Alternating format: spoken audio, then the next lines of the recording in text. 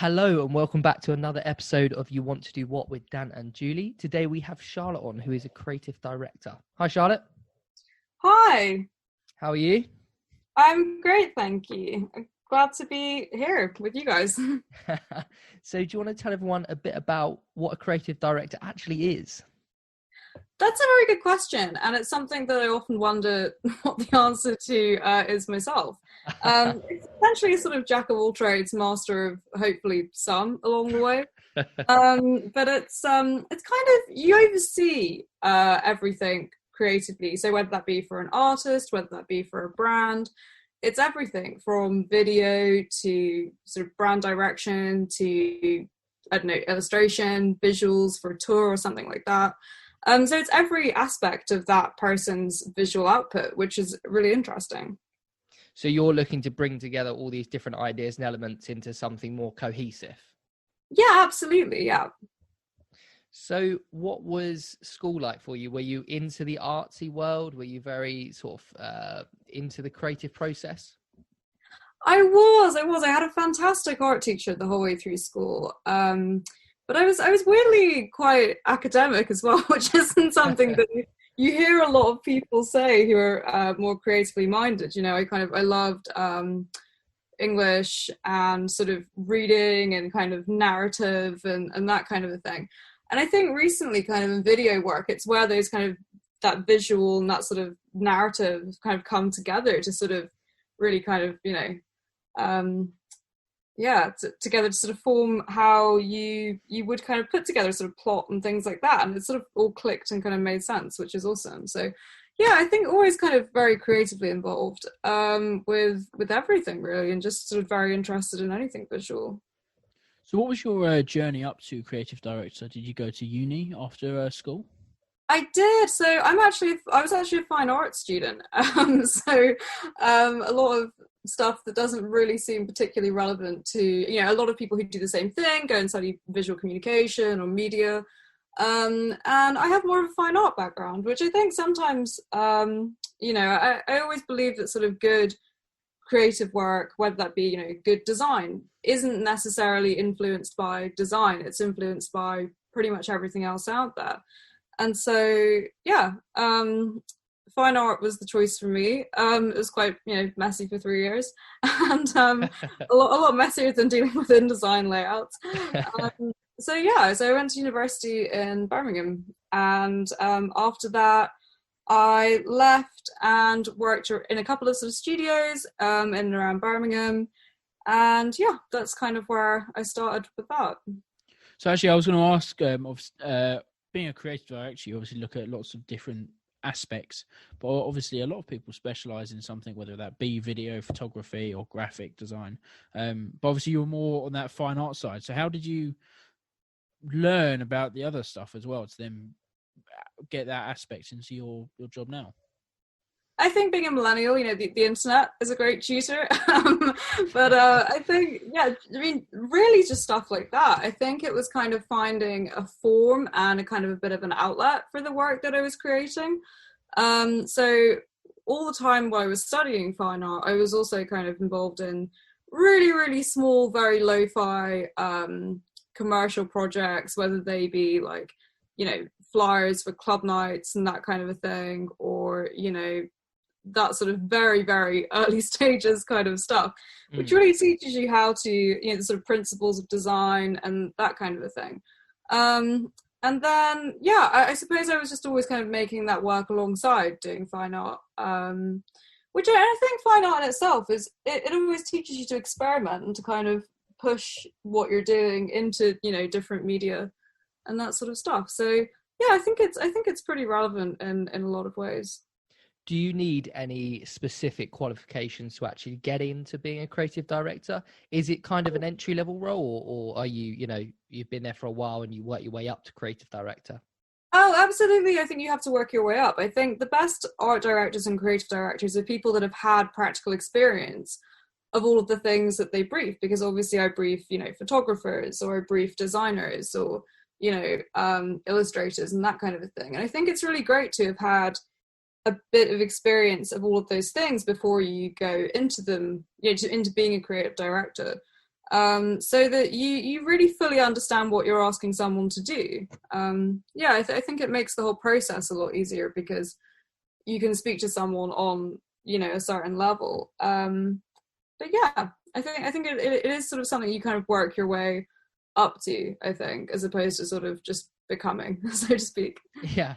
It must be quite a challenging role as well, because working with artists who've got a clear vision for what they want to do, there must be some tough conversations you have to bring everything together, and have one actual objective for the brand or whoever it be. Absolutely. I always kind of think that if you can't summarize what you're trying to go for in a sentence, it's probably not that clear, and it's probably not going to work in essence. So I always try to kind of have almost, I guess that the phrase elevator pitch is really horrendous and cheesy. Very but overused. But I think it is strange. Yeah, it's such a cliche, but it's a cliche for a reason, I guess. It's always really good just to have that kind of one-line sort of tagline summary of what you're trying to do visually, however daft that could be. I always find that a lot of work, the best work is a lot of column A, a lot of column B, kind of fused together in a strange way. So. Yeah, I think it's always good to have that as like an umbrella, and then to kind of, be able to go from there, because sometimes we'll be using the same creative, for a couple of years with an artist, with their album cycle. So that can encompass everything from the tone of voice from a music video to their live visuals to an album cover, subsequent single covers, all of their socials now. I mean, artists have an endless visual output in this day and age. So yeah, sometimes, you have to extrapolate 2 years worth of creative from like one album cover image or something. So it's really important to to think that through before you sort of dive in, so to speak. We had a little look at your Instagram actually before the interview, and it looks like you've done some work on some amazing stuff so far. You worked with some pretty big artists by the looks of it. Yeah, absolutely. It's always fantastic, I think, to work with huge artists. Like I've worked with One Direction and Ed Sheeran, also with someone else who's based in Birmingham called Johnny Costello. We've partnered together on quite a lot of projects. Super big names. Yeah, so we kind of started working together on One Direction, essentially, which was wild, really. You see all of their work on billboards and like Times Square and that kind of thing, and you've been sort of painting these things frantically, or doing these layouts in a small studio in Birmingham, and it feels quite surreal. And I think the audience as well is really interesting there. It's mainly made up of like teenage girls, and I think with a lot of the One Direction work, we really wanted to make something that was really visually spoke to them.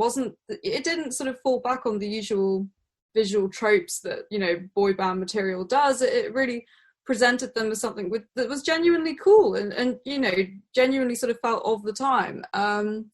So yeah, it is fascinating, and I think that work has, it's incredible. I think anyone goes into what we do to have your work seen by the biggest amount of people. I suppose that's kind of that's what happens in those situations. So it is quite surreal, but at the same time, I think we've created really interesting work for those artists at the same time.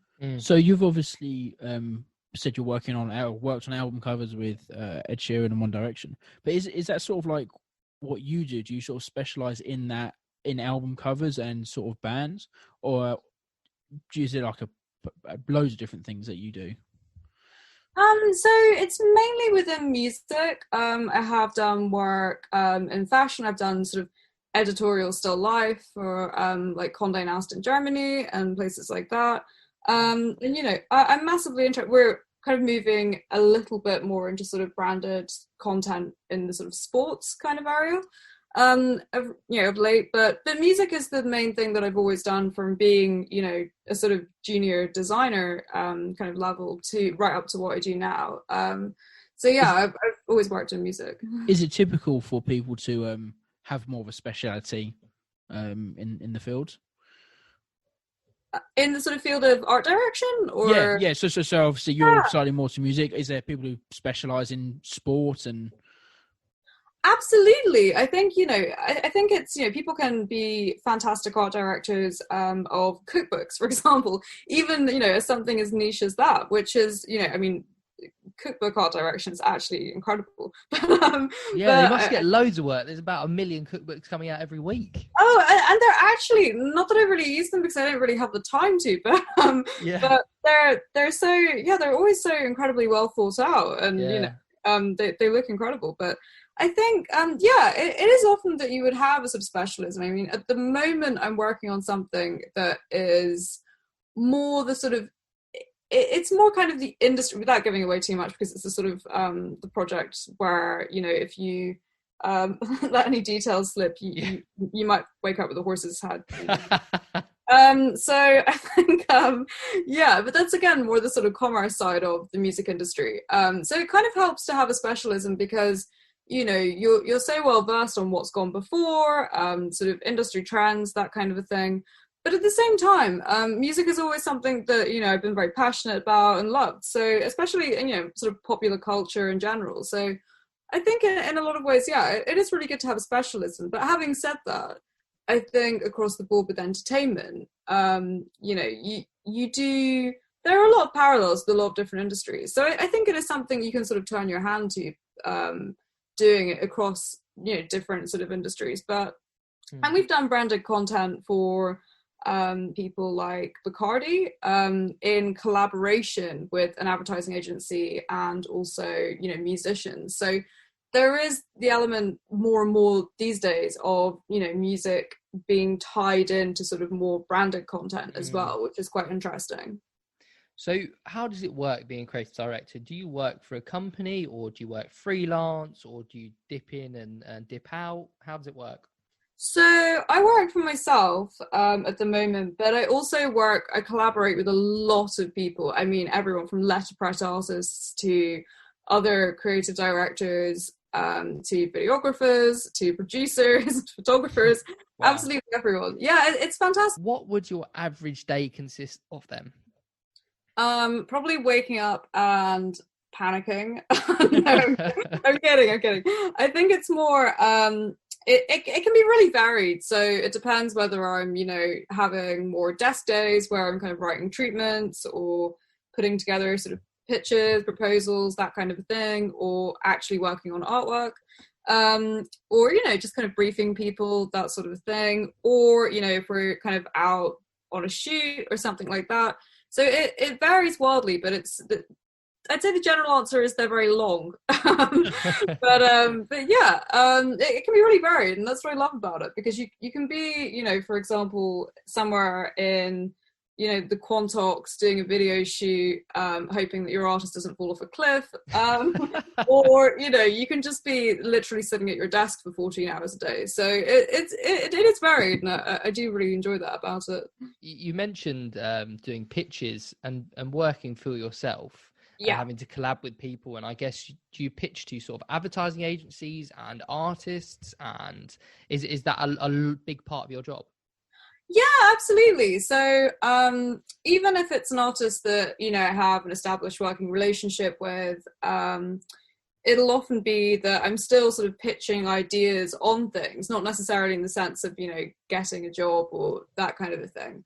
But it'll be more sort of pitching video ideas, treatments, that sort of a thing. But then occasionally people will email through sometimes a brief that we sort of pitch ideas on. Sometimes we pitch against other agencies, sometimes we don't. So yeah, that's kind of it really. I think the pitching process varies wildly from client to client, but it's always exciting. And I think, when you sort of collaborate with people and kind of have that breakthrough moment where, you think you found the next big idea, it's always it's always fun, What are some of the personality traits that someone has to have in the role? Obviously you're working for yourself, so time management, things like that, but as well as you're saying pitching, so you probably have to be fairly outgoing. Is there other things that you see in yourself and others in the role? I think you just have to be interested in people. I mean, I think people, what they have to say, you can never, I think curiosity is a massive, massive part of any creative job role. But specifically, I think, a creative director, because you have to really get under the skin of a brand or an artist to really sort of see what makes them tick, or what their work is about, or, you know, the ability to sort of interpret an album or, you know, a song into a video. I think, yeah, there has to be a great deal of curiosity.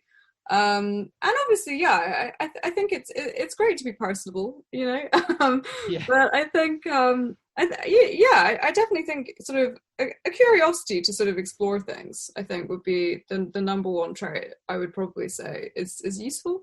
But I think as well, just a sort of passion for it. I mean, I think the hours can be very taxing, and sometimes, you know, as you said, that there can be kind of difficult conversations, especially when you're working with other creatives, like artists who, you know, have their songs and what they do is so close to them, you know. So it's sort of taking what they're doing and visually interpreting it to put into the world, which is a huge thing. And there can be differences of opinion sometimes, to put it politely. But no, I mean, everyone's brilliant. And I think that the great thing about especially working with musicians is that they're hugely interesting creative individuals themselves, and so, you know, you can learn so much from them as well, and their experiences and that kind of a thing too. And it's just really great to sort of to collaborate in that way.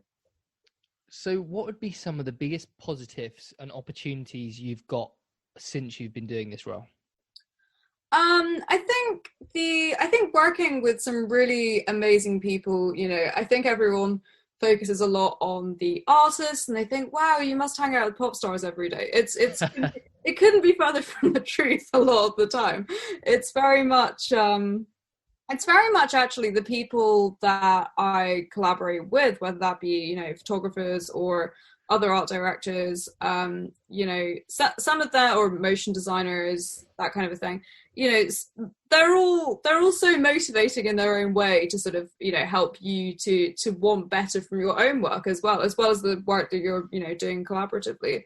So I think that's, you know, I think they're probably the people I work with would probably be my favorite part of what I do. Not just because they're listening to this, obviously, but well, that helps, doesn't it? The people you work with. Yeah, exactly.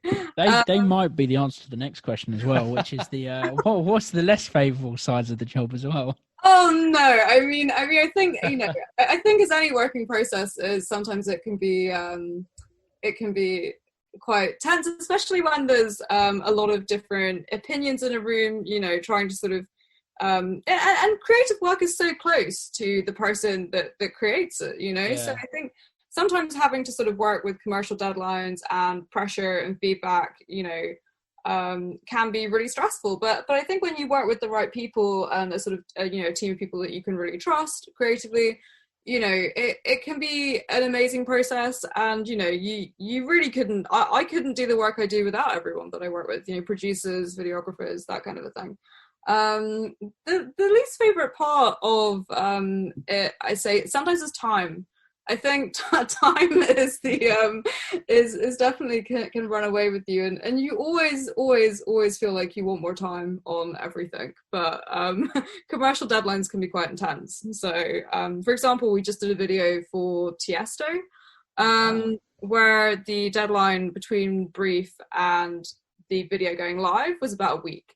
So a week. Yeah, so that was quite intense. Yeah. How do you pull a video together in a week? Surely there's so much that goes into that. Could you break down what that week was? Yeah. Oh, absolutely. Yeah, it's actually really interesting because essentially, obviously, the limitations of working at the moment are quite interesting. So I work a lot with another creative director called Johnny Costello, who I worked with on the Ed Sheeran stuff and also the One Direction stuff. So he was the sort of type designer on this because it was a lyric video. So I worked with him. He was he was, I don't know, maybe about 5 kilometers away. Callum Barnes, who's an amazing kind of all-rounder, does a lot of, you know, motion design, also a lot of video, you know, really fantastic editor.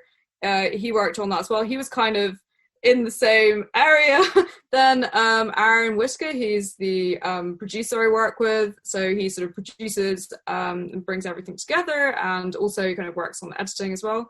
And he was based in Worcester. And then obviously Sheldon, who you've had before on here, who shot a lot of the videos. So it was sort of 5 different people working in 5 completely different spaces for the entirety of the week, which involves sort of remote directing and that kind of thing. But to take it back to sort of,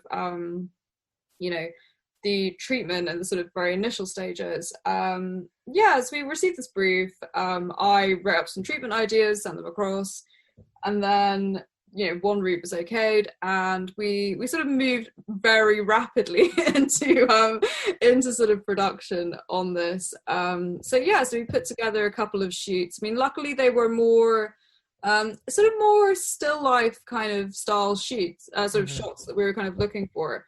So I think Sheldon kind of worked on a lot of those. At the same time that we started the type design different kind of track, and then and that sort of all was somehow pulled together in the space of a week. But I mean, it actually looks like a really incredible finished product, and you wouldn't have guessed it. But it was very much a video that was sort of born of the limitations of working currently as well, because that can be really difficult, for creative teams right now. It must be so cool to see something you've made with an artist like that, and you see it in wherever you see it, social media, the news, TV, whatever, and say, oh, actually, I had a hand in doing that. That must be so cool. Yeah, it is really awesome. I mean, it's been really interesting recently because I do a lot of work with a huge Italian artist called Gianna Nannini, she's an absolute legend. She wrote the Italia 90 theme song. No way. Yeah, she's done all of these really beyond incredible things. She's absolutely huge in Italy. And so we've done a lot of work together on her albums, sort of videos, that kind of a thing. And we're actually working on her live tour visuals next year. Wow. Obviously that was put back because of the whole situation, and so it's really great working with her. But the really surreal part of that is that obviously because of her status in Italy, I mean she's huge, she's like the queen in Italy essentially. And she every single video we do for her, or a lot of the visual work, ends up on Italian television, which is really bizarre because obviously a lot of music videos and that kind of a thing don't really make it to TV these days. So it's really surreal to see that. And also we recently, over the course of the last few months, we actually did some live TV visuals for her, which was really, really surreal to watch on live Italian television, having very little idea of context and what everyone's saying. So about them. It's really lovely. Her fans are really really exuberant when it comes to their feedback, and they say such lovely things. But Google Translate comes in handy quite a lot. And I wish I could respond to them in such a way, but they're just such passionate, lovely people. So I think that's been a really cool thing to witness, especially because it's in a different country, so it's really great. What does the future of your industry look like and your job role going forward? You mentioned, videos, music videos are not really that much of a thing per se anymore. There's not as many of them. Where does the industry go forward for you? I think it's kind of music videos on television. So I think the very sort of traditional formats of media, you're used to sort of seeing music programming on television. That was very big up until the sort of, maybe like mid 2000s. But now it's not. Everything is online. And I think in a strange way, video has almost weirdly done a sort of full circle and become really important in how a song is translated. I think everything these days centers around motion, motion, whether that be branded content, whether that be Instagram content, everyone wants to do video. And I just think it's such an exciting medium, being someone that kind of worked a lot in sort of print and that kind of, sort of static kind of media, the first sort of half of my career so far, making that transition into kind of motion, animation, live action has been fascinating, because you just feel like there's all this possibility to explore all of the time. It's really incredible. But yeah, I definitely see the sort of future of the industry going more in that direction, and also musicians doing a lot more branded content, because I think that sort of on a commercial level kind of helps them pay for the things they want to do, whether that be product placement in a music video or, you know, sort of something that's a bit more advanced than that. I think personally, I see what we're doing, we're working on a couple of really exciting longer form documentary projects at the moment. And I think sort of when it comes to music videos, as I mentioned earlier, you know, I never really understood where having an ability to, you know, sort of write narrative and do things like that really ever, you know, was congruent with a more visual career. But obviously, you know, with video, there's so much, you know, in that, and writing treatments and that kind of a thing. So I would like to move potentially more into, sort of more maybe writing for film, that kind of a thing. Oh, wow, that'd be cool. But currently, we're looking at a couple of documentary projects, which are really, really exciting, and also potentially sort of setting up more of a production company. So yeah, I guess in a strange way, we're sort of moving in the direction of the industry, you know, anyway. Do you reckon that's quite an interesting point you make? Do you reckon people are sort of going in more into their sort of niches and their interests, and they want more from it? So, you know, if you're really into your music and you're really into your artistry, if somebody said, oh, we're going to do an 1.5-hour documentary about this artist and how they made their album, you think there's a bigger sort of push for that from people? Absolutely, because I think artists now, if you think about the amount of streaming platforms that exist, you know, like during the 2000s, it was like iTunes. Like that was it. And, you know, now it's like, it's really important for an artist to have a presence, and also, you know, on a sort of revenue level as well. You know, it's really important for an artist to have a presence across, you know, YouTube, like Spotify, even, you know, Spotify itself has, you know, Spotify Canvas, for example. Like I did a lyric video for Liam Payne that that had to fit canvas dimensions at the same time, which is like a vertical kind of phone dimension, at the same time as a YouTube dimension. But it was that was an interesting couple of weeks. But I think it was you know, it's really important for artists to have representation on every platform now. So I think, you know, people exploring film and documentary, say if you look recently at like the Taylor Swift documentary, you know, I think artists are definitely moving into more sort of spheres of entertainment, like longer form film, because I think there is that appetite for it. I think once sort of artists had social profiles and things like that,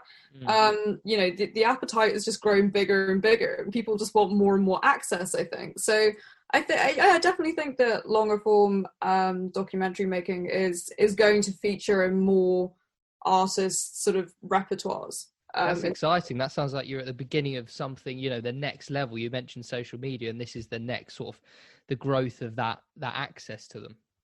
Yeah, I think it is, and I think as well there's so many more platforms to sort of put that out on, you know, whether that be, I mean, even if you think about all of the like sort of plethora of streaming platforms out there right now that solely deal with film and television, you know, there's like 8 or 9 different, you know, sort of major players in that. So yeah, I think it is something that people definitely have a huge appetite for.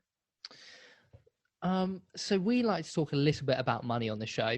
Now, we've done some research, and we'll give you some average figures of what we've found for creative director, you know, annual salary kind of thing. Cool. So it seems to range between 30 to around 50k, and it can go lower and it can go a lot higher by the looks of things. Does that sort of sit well with you?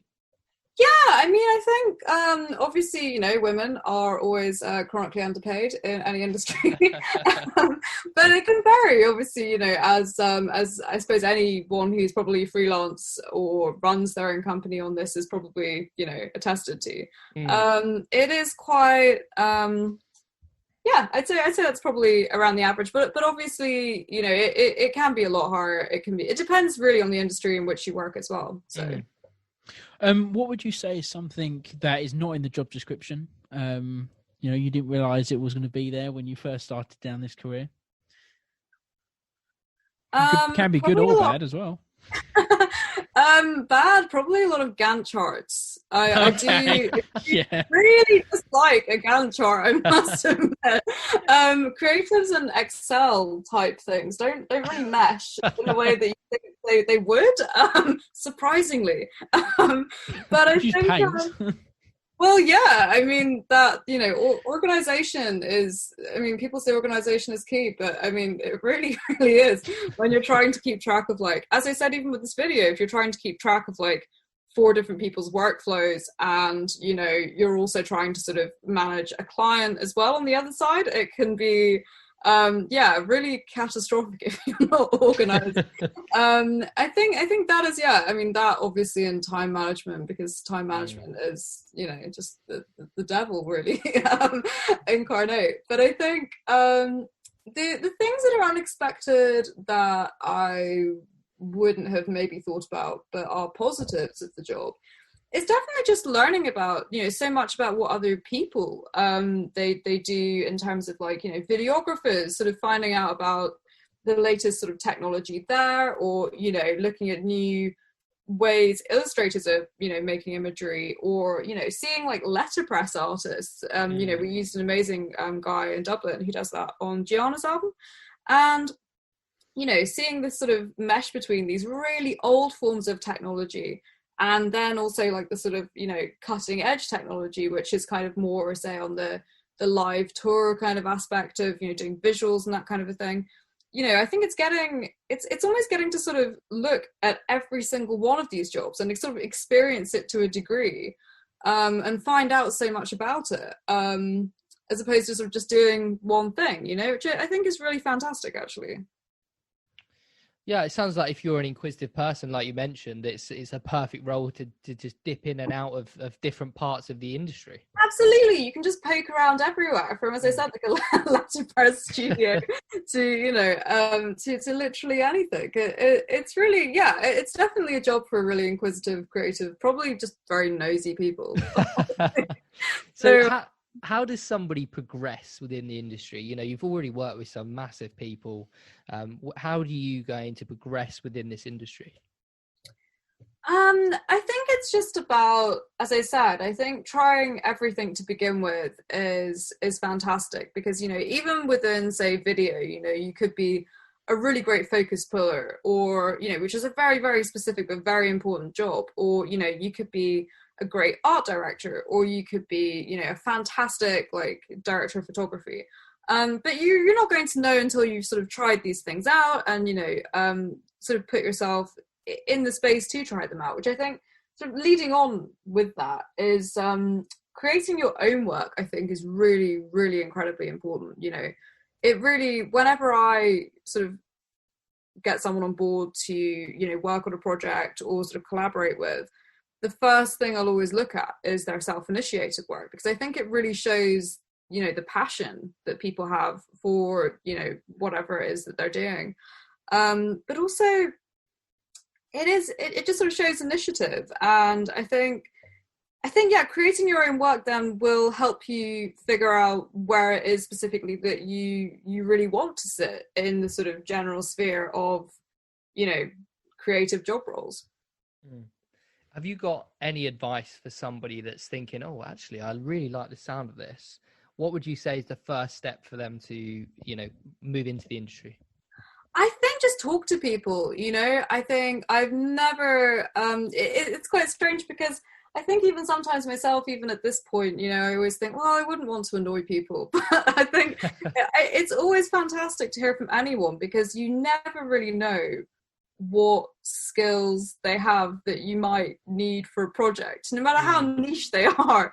I've seen people use, traditional sort of glass etchers on album cover projects before, not myself, but I've seen it happen. And that's such an incredibly niche thing. I think it's always really great with kind of going back to access, the access that you now have to anyone, really. And I think just sort of being interested in their work and interested in other people's work and that sort of thing is really, really incredibly helpful. I'd always recommend just reaching out to people and seeing if potentially you have a skill or a talent that they could use on something on the basis of looking at their work, you know. So yeah, I get emails from a lot of really, really fantastic, really incredibly interesting people every day, which is, you know, great. And I've always kind of gotten back to those very enthusiastically. So I would really encourage people just to sort of, you know, reach out. Okay, that's really good to hear for anyone looking to get into the industry. And would you still go into the industry knowing what you know now? Oh, like 100%, absolutely. I probably couldn't really do anything else at this stage. You ran Gantt charts. I've gone too far. Well, I could, but I don't think that would go very well for anyone involved. So, you know, that's yeah. I think absolutely. I think even myself every day. I think sometimes you look at what you do and it can be very generalized, and sometimes even at this stage in your career, you think, wow, am I being, you know, too generalized in a strange way? But there's just so much to explore that, if anything, if I was to do everything again, I'd probably just want to explore more aspects of what it is that I do, because, you know, you have incredible creative directors of magazines, or, you know, of sort of tech startups, or all of these kind of really fascinating things. So I think there's just never enough time, you know. I think that's what I think. Yeah, absolutely. Well, thank you so much for coming on, Charlotte. I found it incredibly fascinating, and you've been great. Yeah, it's been absolutely brilliant talking to you. Where can people find you on social media? So I'm mainly on Instagram at Charlotte Audrey, all one word, and I'm on Twitter probably with the same handle, but I would use it a lot less. Yeah, that's probably it. Yeah, mainly Instagram. So yeah. Brilliant. We will tag you in our post, and thanks again for coming on. Thank you so much. It's been brilliant. Awesome, that's brilliant. It was great speaking to you guys. I hope I didn't go on too much. No, you were brilliant. Thank you. Awesome. Cheers. Thank you. Cheers. Bye. Bye.